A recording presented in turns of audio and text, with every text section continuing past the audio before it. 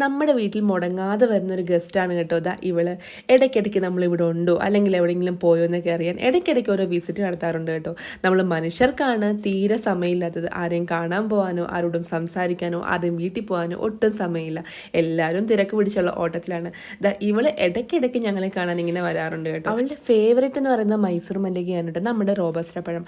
അവൾ ഇടയ്ക്കിടയ്ക്ക് വരുന്നതുകൊണ്ട് തന്നെ ഞാൻ അവൾക്ക് വേണ്ടി മാത്രം ഈ ഒരു പഴം വാങ്ങിച്ചു വെക്കാറുണ്ട്. പക്ഷേ ഇത്തവണ പെട്ടെന്നുള്ളൊരു വിസിറ്റ് ആയതുകൊണ്ട് തന്നെ ഞാൻ ഒന്നും കരുതിയില്ല. അതുകൊണ്ട് തന്നെ ഫ്രിഡ്ജിലിരുന്ന കോൺ എടുത്ത് കൊടുത്തു നോക്കി. ആൾക്കത് അത്രയ്ക്ക് അങ്ങോട്ട് ഇഷ്ടപ്പെട്ടില്ല. പിന്നെ കേതം കുറച്ച് പോമഗ്രാനറ്റ് എടുത്തുകൊണ്ട് വന്നു. അതും ആൾ വായിലിട്ടതിന് ശേഷം വേണ്ടാന്ന് വെച്ചങ്ങ് പോയി. പിന്നെ ഫ്രിഡ്ജിൽ ഇരുന്ന് ഒരു പംകിൻ എടുത്ത് കൊടുത്തു കേട്ടോ. അത് ആൾ കഴിച്ചു. ബാംഗ്ലൂർ പശുക്കളെല്ലാം ഇതുപോലെ സ്വതന്ത്രരാണ് കേട്ടോ. രാവിലെ അഴിച്ചുവിടും, വൈകുന്നേരം കറക്റ്റായിട്ട് അവരവരുടെ ഉടമസ്ഥൻ്റെ അടുത്ത് ചെല്ലുകയും. സ്വാതന്ത്ര്യം അത് എല്ലാവരുടെയും അവകാശമാണല്ലേ. അത് മൃഗങ്ങളാണെങ്കിലും മനുഷ്യരാണെങ്കിലും നമുക്ക് ചുറ്റുമുള്ള ഒന്നിനെയും, അത് നമ്മുടെ മക്കളാണെങ്കിൽ പോലും, സ്നേഹത്തിൻ്റെ പേരിലോ അല്ലെങ്കിൽ സാധ്യതയുടെ പേരിലോ പിടിച്ചു വയ്ക്കാൻ ശ്രമിച്ചാൽ അവസരം കിട്ടിയാൽ ഒരു പക്ഷേ നൂല് പൊട്ടിയ പട്ടം പോലെ അല്ലെങ്കിൽ കൂട് തുറന്നു വിട്ട കിളിയെ പോലെ അവർ നമ്മുടെ അടുത്തുനിന്ന് പറന്ന് അവരൊന്ന് സ്വതന്ത്രമായി വിട്ടു നോക്കൂ. ഈ പശുക്കളെ പോലെ അവർ എവിടെ പോയാലും നമ്മളെ തേടി തിരിച്ചെത്തും.